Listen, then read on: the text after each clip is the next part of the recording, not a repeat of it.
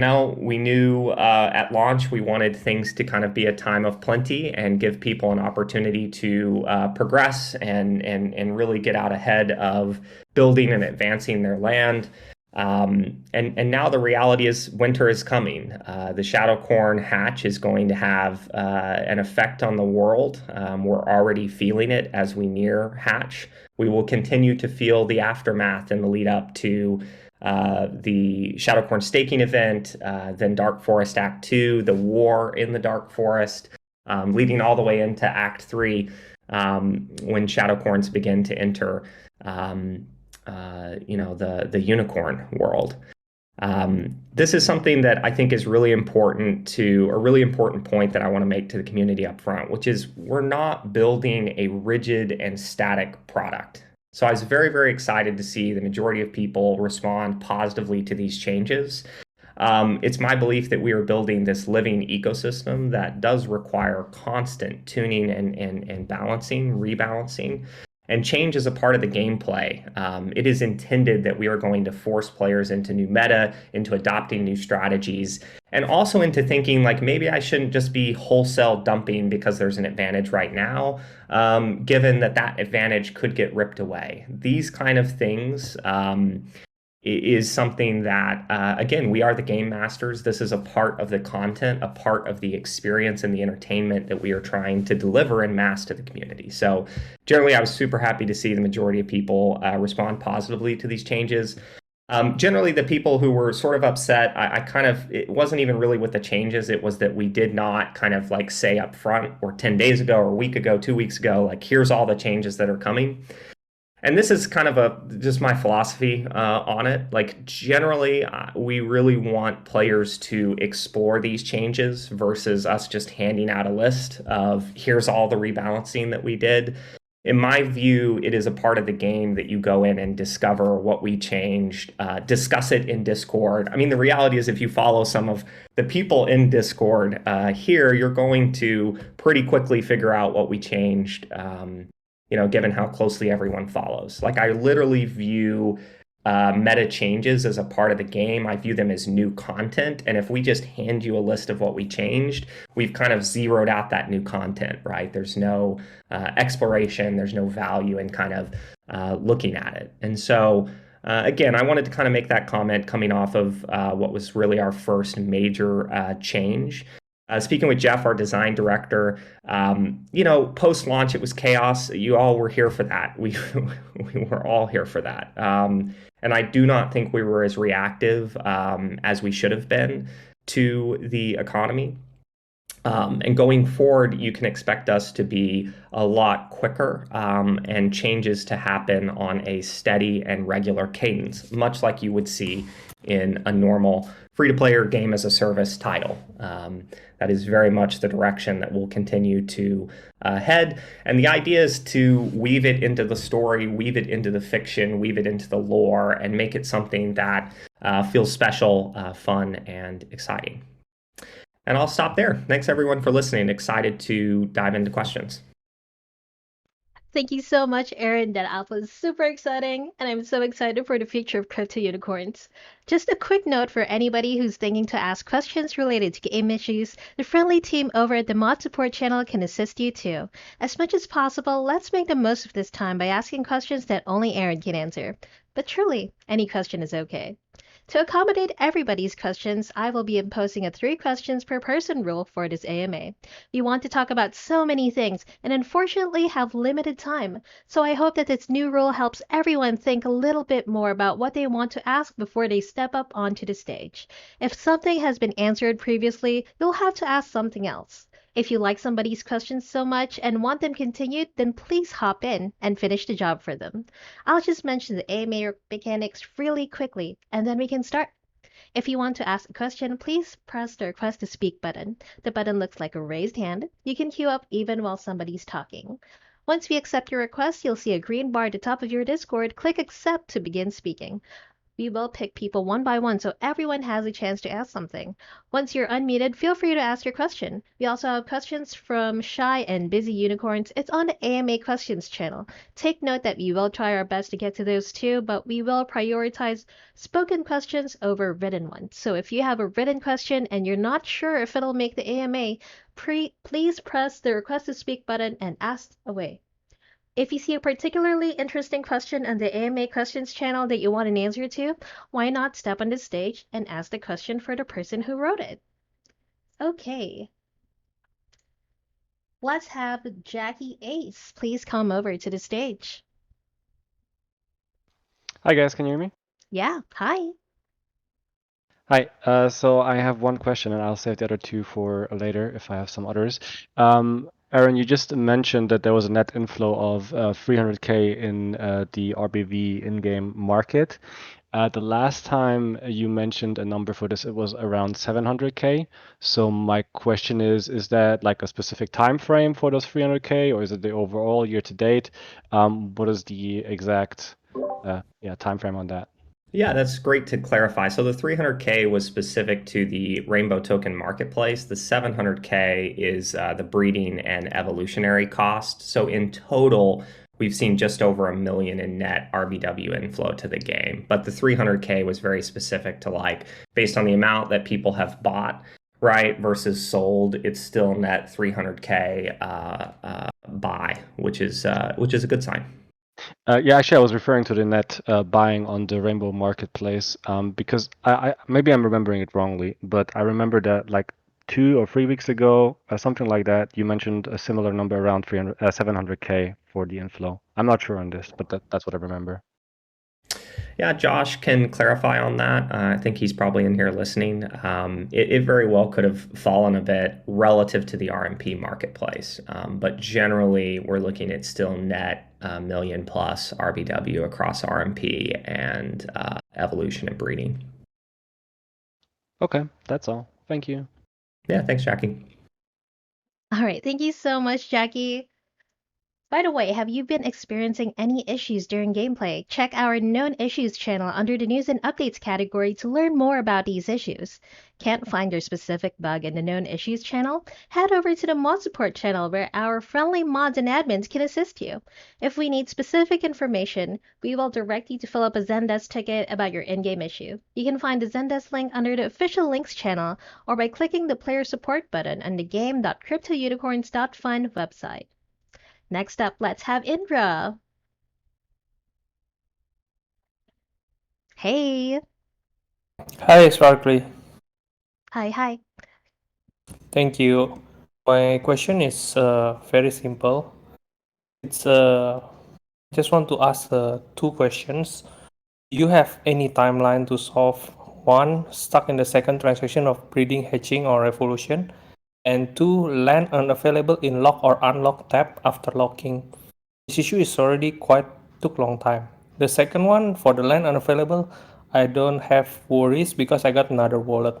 But the first one is kind of critical because I cannot play the game except the change. The change is good, but the problem is I can only watch from the sidelines, cannot do anything at all. Do you have any timeline to solve this?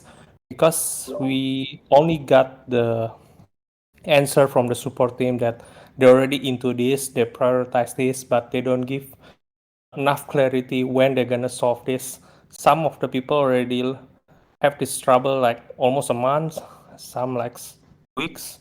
For me, I'm lucky. I just got this problem like 3 days ago, even though I feel unable to play.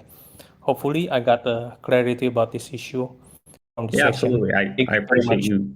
Yeah, thank you, Indra, for coming up. I know you represent a subset of players who are still experiencing both the breeding issue and the land unavailable issue.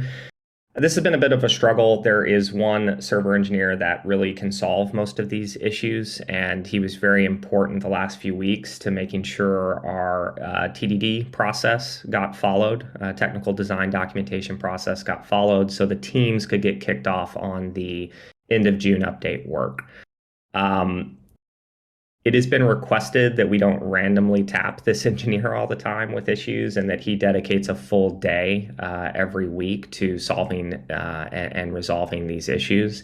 That day is actually Thursday. That day is today. So, the plan is to run through those based on the prioritization of them in Zendesk. And the top issue is the breeding stuff. Land unavailable side is a patch. That patch was delivered to QA yesterday and is undergoing a full cycle of testing. So my hope is that patch is sometime next week, after we get a clean QA report on it. The stuck in breeding issues just require manual effort on behalf of the server engineer. And again, every Thursday now is going to be completely blocked on his calendar to focus exclusively on these issues. And the good news on the midterm timeline is that we are obviously doing the code refactors and the rewrites necessary to eliminate these issues going forward. So we're not seeing people run into them. Did you have any other questions, Indra? I appreciate you coming up and inquiring on this. I understand there are people still affected, and it's something that we need to resolve as soon as possible. But we have to balance fixing it once and for all versus the hot patches. And I really appreciate the patience. At the moment. Thank you very much. Thank you, Indra. Thank you so much, Indra. Next up, we have Amon. Please accept and come on over to the stage. Hi, can you hear me? Yeah, we can hear you. Hi. Hi, just a quick questions, a couple of questions. So first, I appreciate the changes. It makes sense. So a couple of us, some of us are stuck, obviously, in the breeding and evolution step, and weren't able to breed at the previous cost of breeding, right? So now the changes have been made, and we've been stuck. Now we're forced to breed those what we would have bred at the previous cost at a higher cost now. So I was wondering, is there any plan to compensate or allow us to breed just those ones that we would have normally bred, being stuck for some days now, a lot longer for some. So that was my first question. The only comp plan is associated with the badges that were distributed and the tiers. So obviously, if you're still experiencing an issue and don't feel you got the right tier on that front, you can reach out to the CM team on that front. Yeah, so I guess my question is more on the people who are stuck, we are not able to breed. No, I understand the concern and the problem. I'm saying those badges are tied to comp that does have comp in RBW and Unim. And I'm saying that is the comp. Okay. The other question is about the dog forest and the shadowcorns. You mentioned, yep. I think last time that you guys are moving up the schedule. So are they coming before the jousting? Do you have a timeline on what that would look like, the roadmap? Yeah, so Shadowcorn Hatch is targeted for this month. Everything so far is moving along smoothly. Those are much simpler contracts relative to the Unicorn contract in particular. So Hatch is this month. Next month, we are looking at launching the Shadowcorn kind of staking event, which is really a prep event for Act 2. Act 2 is the next major on-chain minigame. That kind of pits the unicorns against the shadowcorns in a war for the Dark Forest. And that is, of course, targeted for Q3 and will be post the staking event. So as far as jousting is concerned, you should have the Hatch of Shadowcorn and the Shadowcorn kind of staking event occur prior to the launch of jousting. And then I think jousting is going to come out before Act 2 of the Dark Forest. And Act 2 is very much meant to be a pretty, it's like a multi-month campaign, if you will. It's going to be pretty intensive and require a lot of unicorns. But does that kind of answer your question as far as timeline? Yeah, I think it covers. Sweet. Cool, thank you. Absolutely. Thank you. I mean, general comment, it's super helpful with people still experiencing issues to reply to tickets. That puts them at the top of the line. And again, especially on a Thursday, when we have our lead server engineer basically exclusively strike forcing those issues. So thank you for coming forward. Appreciate the questions. Thank you. Thank you. Thank you so much, Maman. Okay. By the way, everybody, the DAO Operations Governance Council installation live proposal is on the forum for your perusal. Make sure to give it a read before checking out the snapshot. You can find the links under the Governance News channel under the Governance category. Time is limited, so vote as soon as you can. Your active participation is crucial, Unicorn Fam. It is only with your participation in the discussion that we can truly achieve an inclusive and collaborative governance system. Next up, we have one of my favorite people, Manic Music. Come on over, please. Hello. Hi. Yo. Right. I have one question, and the only question I need to know is, will decorators be out before jousting? Because I need a trophy cabinet for. I think decorators are not going to be live, unfortunately, prior to jousting. They are kind of going to be really important to our tribes feature. We used to be calling it neighborhoods. I'm kind of beginning to call it tribes, which speaks to kind of the direction that we're headed with that feature generally. And they'll start to become a lot more important. Like, I really want people to, like, to your point, and I agree completely with this idea of like a trophy case.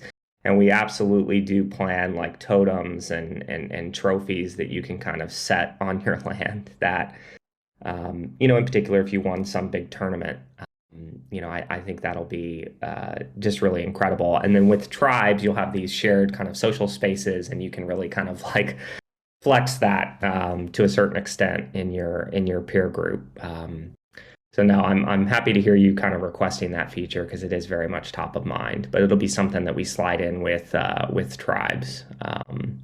But it's not to say that we might not hand out badges and things that people can. These would be soul bound, awarded to winners and things like that, and then those could potentially be converted into props down the road and decorators. I think that's very much the direction that we're thinking.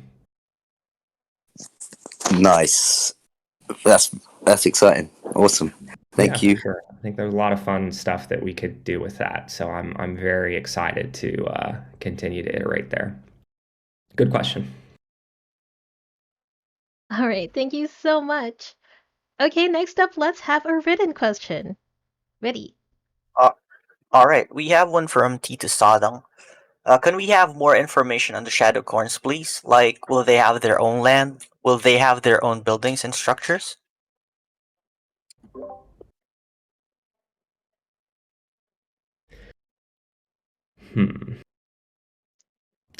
I'm just not ready to leak that alpha yet. What I will say is that the original white paper didn't have shadow corns in it at all. Obviously, with the updated version that we did earlier in the year, we included a very small kind of snippet on shadow corns. We're seeing it more and more, especially when you look at the entirety of that feature, the minions that can be produced and upgraded and things of that nature.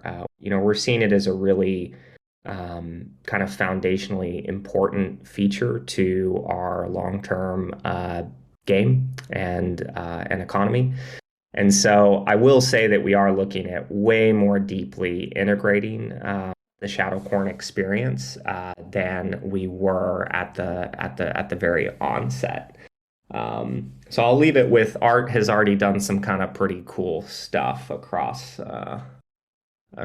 our environmental pieces and things of that nature.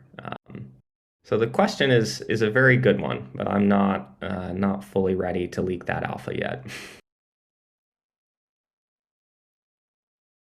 Will we be ready anytime soon? Potentially, you'll have to ask Katrina, who has really really ramped as our wonderful new product director. We're hoping to get her up in one of these very soon, and I think you guys can certainly ask her those questions. We are, finalizing the Notion roadmap to kind of share with the community, and that will definitely tease a lot of that stuff for sure. But we see a lot of really compelling ways, again, to integrate Shadowcorns, create new uses and utility for land, while kind of simultaneously removing use and utility from the original sim, if you will.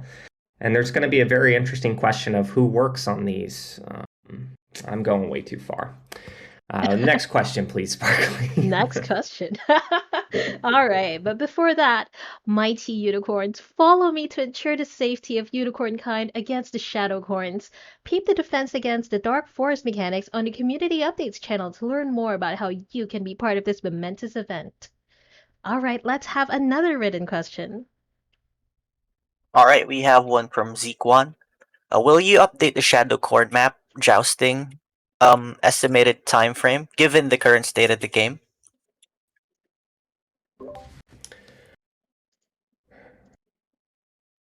I mean, I think in the last AMA I did that update. So Jousting is August, and Shadowcorns, as I kind of mentioned earlier, you've got the Hatch event this month, the staking event in July, and then Act 2 coming after Jousting being targeted for August. I think generally, and we've heard this feedback from the community many, many times, like you're not going to hear a date from us other than a quarterly or monthly goal going forward.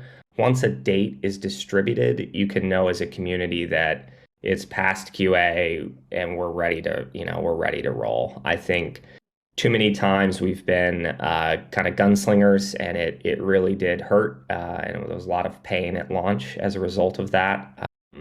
And then the subsequent, just trying to get things out ASAP. The lesson that I have learned is, even if I say it's TBD and it could shift, if we give a date, people solidify that in their minds, and it creates problems if we change it. So anyway, I just gave kind of the roadmap to the extent that we're sharing it. You could expect the Notion doc to kind of focus more quarterly, but then have ordered priority of features so you can kind of suss out, what's going to come, over the 3-month kind of period each quarter. And then again, when you get date announcements from us going forward, we are rolling, and the update and the expectation around that update should absolutely be quality. I hope that kind of answers the roadmap question, as well as just how we're looking at distributing dates and goals going forward. All right, that sounds great. By the way, a quick time check. We are more than halfway through the AMA. If you guys have questions, now is the best time to ask. Hit that press the speak button so we can get you up on the stage. But for now, let's have a written question. All right, this one's from Troya Valen. For high-level crafting materials, will there be options to sell them in the future? If not, will there be a deconstruct option for players that won't be able to upgrade workshops high enough to use this high-tier crafting materials? We will, over time, every single soft currency within the game, including those items and boosters, will be tradable in the RMP marketplace. The way we set it up, the design idea behind not listing them now is we wanted to create a system in which players had to obviously grind through the workshop to get those items. When enough of those items become available, we will seed the liquidity pools in the RMP marketplace and allow trade to occur. But we didn't want, people to just be able to go and buy those. We wanted to create a incentive, to craft and build up your workshop, right? To get to the point that you could create those items. When enough people are there and we can create kind of a liquid market around it, we will absolutely be adding the higher tier boost to the RMP marketplace. So definitely not the intent to hold that back forever, but more of a bet that we made on that would be a better way to incentivize economic development within the game. All right, thank you so much. Next up, we have Rubik, an old staple. Come here. Hello. Hey. I was going to ask a question today, but it sounds like there's not that many people that want to talk, so I'll have a go. I wanted to ask about the farming sim. Like, how much plans are there for the future for a constant updating of the farming sim? Is there like like an internal product roadmap that's that you want to try and develop on, or is it what it is now is pretty much what it's going to be? I mean, right now is kind of just scratching the surface or tip of the iceberg, whatever metaphor you prefer, of what we plan to do with land. People thinking that it's going to forever be just a simple farm bill will be very surprised looking back a year from now. And shadowcorns are very important to that. The conflict between shadowcorns and unicorns is going to be very important to that. And so I kind of see us shifting over time into a more adversarial environment, into an environment that forces players into a lot more choices. And farms become the productive centers for the war effort. So it's a great question to ask, Rubik. I mean, almost every single thing that we put out is always going to kind of be the first version with the intent to expand from there. I think Gathering Cart is another really good example of like the launch version of the cart is just, the Dark Forest on crack. It's just a similar staking mechanism. There's a little bit more meta around it with adjacency bonuses and whether you use berries and not and all that kind of stuff. Gathering V2 becomes a legitimate questing framework and really ups the requirements and lets you rotate out quests, and there'll be quests that require multiple types of unicorns, and it's a really, I think, awesome way to expand that feature and add a lot of depth to it in kind of exciting and compelling ways, and will benefit players who have diversified herds and things like that. It won't necessarily, if you're like full team cloud or full team hard, it won't necessarily disadvantage you. You might just have to rotate more quests, etc. But back to the farm sim and your question, like what you currently see is not what will be there forever. And that'll even be simple things like, it's not just going to be seeds and berries that are a part of the farm piece, right? The items in the recipes in the workshop are probably 10% of what we have planned there. Obviously, gathering becoming way more of a questing system with a lot of trade-offs and some potential higher risk and reward propositions to players and things. And then a bunch of buildings that will become important when the meta begins to shift around Act 3 of the Dark Forest. So you pulled a lot of alpha out of me with that one, sir. Woohoo! Is that ooh? Woo! I've got a suggestion for a building, a sacrifice building where you can sacrifice a unicorn for a soul thing, for something else other than the what you call it, the shadowcorn. So that my concern is that the way that the unicorns at the moment are going, there's nothing in the pipeline that there's a need to get rid of unicorns, or a lot of new games come out where you got to merge NFTs to that creates a rarity to them. So like something like you could level up your unicorns by sacrificing one, and then that level up also only is not transferable because you want to force people to play the game rather than buy and win it. So that like a good combination of upgrading the land that does make it more valuable, but the unicorn can have an in-game value that if you transfer it, it loses. So something like that. And also, another thought was like the not having like the unicorns value. Like if you just make farming that there's no need to have a certain specific, like upgrade your unicorn to a better unicorn. And then you bring out, you say, jousting's coming up, but people might not just do that. They might just stay farming and just milking the system. Where if you had a system like where the unicorn had, say, you used 4 of the 8 stats for gathering and 4 of the 8 stats for crafting, to give them a little bonus to get more, something like that, to encourage people to continue to breed higher stat unicorns as well. I don't know. I've been talking a lot. I just want to throw some ideas out there to see what you're thinking about those kind of ideas. Definitely. I've kind of I've mentioned this before, like we kind of look at the economy growth in three phases. You got the growth phase. We're definitely in that right now. A lot of our marketing plans in the next 60 to 90 days are designed to top of the funnel, onboard more players, bring more people into the ecosystem and into the economy. You get away with a lot in the growth phase, and then I think for most of the projects in the space that came before us, we've seen them kind of they're not capable of exiting the growth phase into sustainability, right? So to me, the second phase of economy development is a transitory transitional phase, and then you lead into this kind of like long tail maturity phase. In the transitionary phase, we will begin to focus on the upgrade and enhancement of existing corns over the just limitless breeding of new corns. And this has to be balanced as a factor of new growth, and it can be more aggressive if growth tapers earlier than we expect. It can be less aggressive if growth continues at a decent clip. But this is something I've mentioned before, like unicorns only having one evolution right now will not always be the case. And being able to also add things like runes to unicorns, equipment to unicorns, and there's some debate, to your point, Rubik, as to whether that should be in-game stuff that is lost on transfer, or actually items and things that carry or stay with the unicorn. As it is traded and things. And I think there's good debate on both sides of that internally here.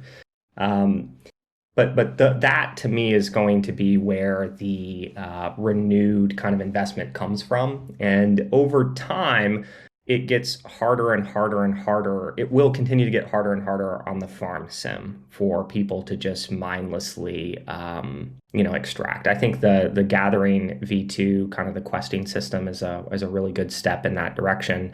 And we may do things in the future that put higher and higher requirements on the farm itself. And what you said very early on, though, that the whole sacrificial altar, like there is going to be a way to get soul crystals, and that I think does make a lot of sense as a new building, right? So we absolutely have plans on that front. And I see kind of the combination of the deflationary mechanism, which is both the need for soul crystals to ascend shadow corns, to level up minions, and that thing. We have a very interesting idea for a system around. I can't reveal that. Yeah, you can. Yeah, you can. Go on. I'm gonna get in trouble here. Don't do it, Aaron. So anyway, I do think we are thinking similarly on that front. And again, the shift in gameplay over time that kind of takes what is today a very simple farm sim and again reorients it towards this kind of shadow corn and unicorn conflict will add a lot of additional sinks as well as kind of utility for corns. But we can't build that infinitely. So we counteract that by transitioning towards the upgrade of existing and enhancement of existing corns via further evolutionary tiers, things like runes, things like potentially equipment, and counterbalance that with just supply sinks via soul crystals and things of that nature. So that's at least how we're thinking about it now. We're going to have to obviously continue to monitor growth and be reactive based on when and where that begins to taper. Cool. And last final question. Is there any possibility that we can get a queuing system for crafting and for farming? Maybe like even if you have to make it a monthly pass that you have to pay 100 RBW for to be able to do it, like something just that we don't have to check it if you got 20 farms like I have and they're all different times and they're just coming up at all different times. I literally got to watch the game the whole time to be able to maximize the value out of it. But if I could pay 100 RBW a month to get a queuing system enabled, where I could queue 2 times what I want to plant there and take, so I can come back, just check it once every 12 hours and then change it if I want to change it or hit go again. I don't know. What do you think? I'm not necessarily opposed to a queuing system. I definitely want to avoid a system where it just becomes pure passive play. To your point, though, we are looking at like what is our version of a battle pass or kind of a VIP subscription that maybe grants access to certain tools. Kind of debating that internally right now. But especially if you're utilizing unicorns on the farm and things, and you're kind of queuing that up, that could be very interesting. I'm not necessarily opposed to that. We are going to try to improve the farm collection experience and stuff, and just make that a little bit quicker than it is today. But I hear you on the overall concern, and yeah, we are thinking about these like quality of life improvements or user experience kind of like boosts, and whether or not to tie those behind some kind of a, like, to your point, like a premium subscription. Cool. Thanks for having me up here again as usual. Have a good one. See you next time. Yeah, cheers. Thank you so much for your time, Rubik. So he got some sexy suggestions over there. Sacrificial altar and the queuing system. Interesting. Next up, we have Camel. Please come over, Camel. Hello, can you hear Hi. me, guys? Yeah, we can hear you. Awesome. Hello, Aaron. How are you doing? Hello. I'm doing well, sir. How are you? Awesome. I'm great too. I want to ask about your perspective on this issue. Like, I was dealt a very bad hand at the start of breeding, as my whole account was pretty much locked. And after like 25 days, it was unlocked, but half of my unicorns are still, chasing butterflies somewhere. They cannot be unlocked and they cannot be seen in the game. And I worked in support, so I understand the struggle and the queuing system and the amount of stress the people are under. But I've been messaging the support every day and just, trying to provide all the details all over again. And I only got told, to wait. So I just wanted to ask your perspective on this. Like, is there something else I can do to be finally able to play all my unicorns? Yeah, I mean, Camille, this is one of the most frustrating things for me to hear because I see both sides of it. I deeply understand the frustration. I mean, I myself experienced a lot of those issues, especially early on when they were incredibly egregious.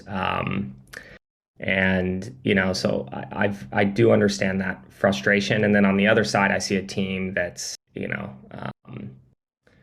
worked incredibly hard to fix a lot of things and has fixed a lot of things and still hasn't obviously fixed everything. And what I was kind of talking about earlier is this shift to dedicating a day every week, to resolving these issues. And quite frankly, kind of here in front of the community, I'll say that if enough issues aren't resolved, that's not going to be enough. I do have concerns that one day a week is not going to be enough. But then again, a dedicated day of heads down time of our lead server engineer working with our live ops producer and our CS team to run through these, like, let's give this a try versus him getting randomly tapped. So you're doing everything that I would consider to be a best practice, which is just checking in daily on your issue. A message out to the CS team generally is that we need to start giving people clarity on timeline, and we haven't been able to do that because we've been shoulder tapping our lead server engineer to fix and resolve these issues. Again, just kind of at random times, at random points. I mean, huge shout out in that, he was working until after midnight. It's not like he is not continuing to push as hard as he can as a human being to kind of get this stuff done. But I do think a dedicated day means the CS team can begin to give tighter timelines based on the priority stack and things. Generally, if you feel as though you are not being heard or handled appropriately, by the CS team, I'm always open to feedback. That was one of the reasons I took the time to kind of announce a new hire on that front. 2 new team members have joined as well, a new manager hire on that front, as well as 2 additional CS team members, and it is something that we recognize as a weakness in the project to date and something that we are looking to improve. And now at this point, I'm ranting Camille. I mean, do you have any other questions on that front? We are going to try this kind of like dedicated day. And again, if we're not seeing enough resolution of issues, we need multiple dedicated days. And that'll be something that, my co-founder, Steven, and I butt heads a little bit on. I mean, he's obviously trying to make sure production moves forward and we get the next release out and all of that kind of stuff. But this one deeply pains me to know that we still have unresolved issues hitting loyal and early supporters. So I appreciate the patience, and obviously you just coming up and not raging and being reasonable. I mean, that's something that I do very much appreciate. Rage won't help anyone. But my last question would be, since you said you and your co-founder are a bit, on the fence about this issue, do you know like how many tickets are there with these like inaccessible unicorns or lands that are like over 14 days or some metric? Because if we are still in the waiting game, which I of course understand, then at least to know like how much workload is there for the 1 day a week guy.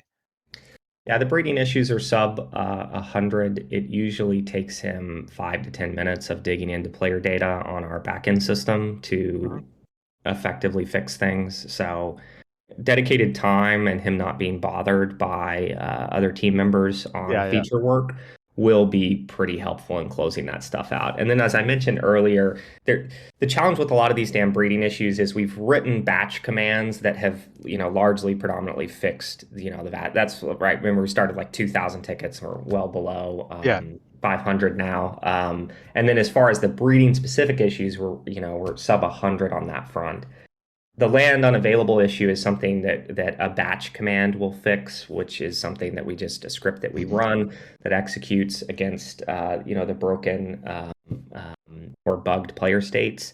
That went into QA yesterday, and so we're just doing a full pass to see that did fix everything, and then hoping to push that live next week.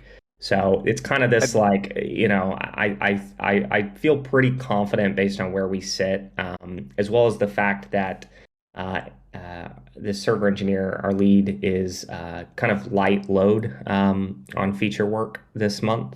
And we have other team members who, now that there are TDDs that have been signed off on, they're just running and executing against that work. So we're kind of getting out of the point where it was just pure chaos and hard to kind of focus on some of these issues that required manual fixes. And again, the hope is these dedicated days lead to a really hefty chunk. But again, Camille, like if at the end of today we don't see a very significant chunk of tickets done, we're gonna definitely look to continue to reevaluate how we're doing this until we're in a good state. I completely understand. Like it's just the most edge cases issues that usually get resolved last because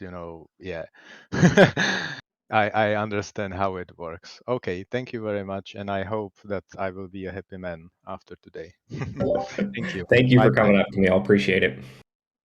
Thank you so much, Camel. Yeah, I do have to add to that. Our devs work so hard. I see them online in the middle of the night and I'm like, please get some sleep. They're working really hard. So we thank you so much for your patience, everybody, Unicorn fam. Thank you so much. Okay, we have 5 more minutes, so that should be enough for one more written question. Can you give us a written question, Quiddy? Sure, I'd love to. It's one from Mar. When are we expecting the Medium post for loot box opening? Are we on track on the date? Yeah, that'll be just a couple of days before the June release. So I would expect it in the next 2 weeks. All right, so you heard that, Unicorn fam, 2 weeks, and you'll get to figure out what exactly is inside those boxes. By the way, while maintenance is underway, the Unicorn fam will hang out and play. You might notice that we sometimes have streams going on in the Stream Lounge, usually during maintenance periods. Join us to play games together with me, Sparkly Unicorn, while we wait for the in-game gates to open. As if being in the company of the Unicorn fam isn't enough, you'll also get a Unim prize when you join a game. So, see you there. Okay, one more written question? Sure. It's from Hawks. What are your thoughts about horse racing betting? I am by default a gambler by nature. Uh, I mean, there's obviously a lot of, regulatory concerns around doing something like that. Very early on, we were talking to DraftKings because they were looking at expanding into, um, beyond just pure sports betting. They already do a lot of esports betting and stuff. For anyone unfamiliar, they're kind of a sports betting company that's really big here in the United States, and I believe maybe in Europe. So it's something that is near and dear to my heart, but has to be handled very appropriately. And we may look at partnerships with external partners that have done the legal and regulatory work on that front, but surface up the relevant information that they would need to build something around that. It is something that I think would just be a natural fit for jousting and certainly racing, and maybe even the esports side of Team RPG, right? So, but yeah, that is a pretty intensely regulated, like globally intensely regulated thing, and as gray area as crypto is even today, there's just certain dragons you don't necessarily want to wake up or get on the bad side of. So that's something we'll have to approach very carefully. But there are a lot of platforms that are crypto native that are in the space and kind of taking the appropriate approach with regulatory bodies globally, and a partnership on that front is not out of the question to deliver something to players. All right, last but definitely not least, we have Terrorect up here to ask a question at the last minute. Hello everyone. Hello Aaron. How's everyone doing? Doing great. Well, sir. Okay, this is not a question, but since Sparkly is here, let's play a song for her. Oh my god, what is the song? Say anything. Hold on. Oh, wrong track. It's a wrong track. Am I going to be trolled? 2, But 3. everyone is in zone. What is it? Happy birthday to you. Bro, my birthday was last week.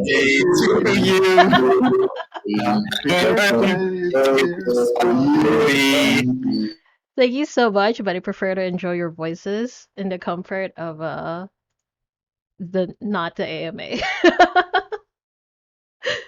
I promise I listen to that almost every day. Thank you so much, everybody. Okay, that wraps up our post-launch AMA number 6. A new era is upon us, Unicorn fam. I hope you're here with us as we take part in this exciting journey. We'll see you next week for post-launch AMA number 7. Do you have any closing remarks, Aaron? Yeah. As always, a shout out to the team. Our wonderful engineering team, design, product, customer support, community management, the phenomenal mods. Thank you all for the continued hard work, and really continuing to deliver features at a truly breakneck pace, especially in the game dev space. So I just hugely appreciative of that. I'll close on kind of this. It's just a little like my philosophy on the space as it kind of is today. I see a lot of companies right now that are really just building Web 2 experiences and trying to kind of sprinkle fungible and non-fungible tokens on them. And at the end of the day, I think they're really just companies trying to sell product to consumers. And I think that is the kind of antithesis of the space and really what you should be building, given just the nature of Web3. And, I see us as building a DAO in the fullest sense, right? Knowing that we're an early pioneer in the space, knowing that it's very early and we're seeing there will be speed bumps on the way and a need to kind of evolve, in particular as the regulation grows for this nascent industry. But like when I say we, it is not us Laguna. It is everyone here in the wider community, everyone that's participated in this kind of experiment of kind of building a Web3 game. And we are all early pioneers in this space, and we are all a part of this IP and a part of making its success a reality. And so I just really want to see us kind of continue to embrace this truly wonderful community, as I think that's the only way to really maximize our chances of success. And this is a new way to build games. I think you're going to see a lot of devs that enter the space and then retract back. They're just unwilling to really embrace community governance, community ownership, community driven game experiences. And again, I see this as a new way to build games that matches a lot of what has been fundamental to game history. The games industry's like history around UGC and mod communities, and just the power of the people who come in early and really embrace an IP and come to love and appreciate it. And I see a lot of that here in what we've done, and I think it's very, very special. And I'll just kind of leave it with this: like, look out for some exciting announcements in the coming month on that front that I think show us as being one of the groups in the space most willing to get out early with the community, embrace feedback and guidance to help inform features in the roadmap. And again, I think it's a part of what makes this space special. It's a part of what makes this space differentiated from how you would build a game in Web 2. And for better or for worse, we continue to want to be the company that is diving fully into embracing the tenets of the space, progressive decentralization, all of this fun stuff. It comes back to even the treasury management. Like, we shouldn't set this capital idle. We should focus on ways to support the ecosystem around us, and and ultimately kind of grow together. So I'm very, very excited. I feel like we've gotten through a lot of the launch headaches. I know there are still some unresolved issues, and we are working through those. But again, especially with last week's AMA, it felt like a real page turn for us as a community, and I'm incredibly excited to kind of be fully looking out to the future. And thank you all for the time, as always, and looking forward to the next one. Woo-woo! Ooh-boo. Ready? Can we get your ooh-boo? Nothing too graphic. No oohs for today. My voice is hoarse. I sound like a shadow corn. Well, it does match your profile picture. Well, yeah. Ooh. Are you Ooh, excited ooh. about that, community? Oh, there we go.